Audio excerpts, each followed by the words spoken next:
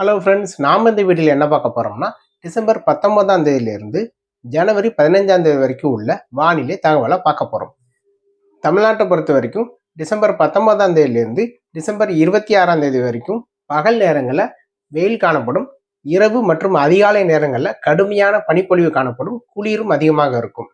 அதாவது கிருஷ்ணகிரி, வேலூர், திருப்பத்தூர், ராணிப்பேட்டை, காஞ்சிபுரம், திருப்பத்தூர், திருவண்ணாமலை, விழுப்புரம், செங்கல்பட்டு, சென்னை, திருவள்ளூர், தருமபுரி, சேலம், ஈரோடு, நீலகிரி, கோயம்புத்தூர், திருப்பூர், நாமக்கல், கரூர், கள்ளக்குறிச்சி, திருவண்ணாமலை ஆகிய பகுதிகளில் பனிப்பொழிவு அதிகமாக காணப்படும். கடுமையான குளிரும் காணப்படும்.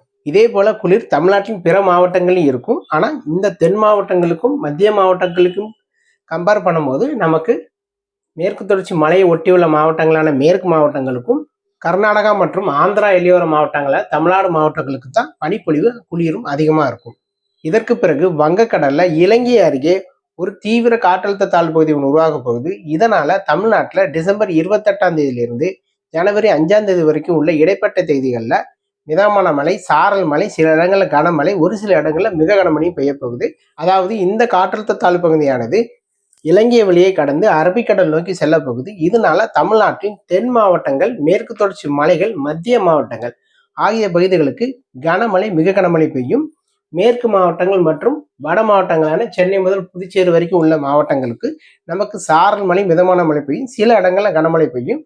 நாட்கள் நெருங்கும் போது எந்தெந்த மாவட்டங்கள்ல எந்த அளவு மழை இருக்குங்கிறத பார்க்கும். இதற்கு பிறகும் கூட ஜனவரி 10ஆம் தேதியிலிருந்து ஜனவரி 15ஆம் தேதி வரைக்கும் இடைப்பட்ட தேதிகளில் மீண்டும் ஒரு காற்றழுத்த தாழ்வு நிலை உருவாக போகுது.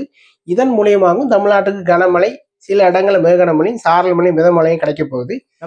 நம்ம ஏற்கனவே சொன்ன மாதிரி டிசம்பர் 28ஆம் தேதியிலிருந்து ஜனவரி 15ஆம் தேதி வரைக்கும் உள்ள இடைப்பட்ட தேதிகளில் பனிப்பொழிவு அதிகமாக இருந்தாலும் அந்த பனிப்பொழிவுக்குள்ளேயே நமக்கு கனமழை, மிக கனமழை, சாரல் மழையும் பெய்யும். இதே போல ஜனவரி 15ஆம் தேதிக்கு மேலேயும் குறிப்பிட்ட சில நாட்களில் சாரல் மழை, மிதமான மழை பெய்ய போகுது. இதுவும் நம்ம வரும் நாட்களில் பார்க்கலாம். விவசாயிகள் பொறுத்த வரைக்கும் தங்களோட விவசாய பணிகளை வானிலை இருந்து மேற்கொள்ள வேண்டும். ஏன்னா குறைந்த நேரங்களில் அதிக மழைப்பொழிவும் இருக்கும். டிசம்பர் 28ஆம் தேதியிலிருந்து ஜனவரி 15ஆம் தேதி வரைக்கும் கனமழை, மிக கனமழையும் இருக்கும். இந்த வானிலை அறிந்து நீங்கள் விவசாய பணிகளை நீங்கள் மேற்கொள்ள வேண்டும். வானிலையை பொறுத்த வரைக்கும் ஒவ்வொரு நாளும் பல மாற்றங்கள் காணப்படும். ஸோ தொடர்ந்து இந்த சேனலை சப்ஸ்கிரைப் பண்ணி வச்சுக்கோங்க. அப்படி பெல் ஐக்கான் கிளிக் பண்ணி வச்சுக்கோங்க. அப்பதான் நான் கொடுக்குற வானிலை தகவல் உங்களுக்கு வந்து சேரும். மீண்டும் அடுத்த வீடியோவில் வேறொரு நாள் வானிலை தகவலோட உங்களை சந்திக்கிறேன். நன்றி, வணக்கம்.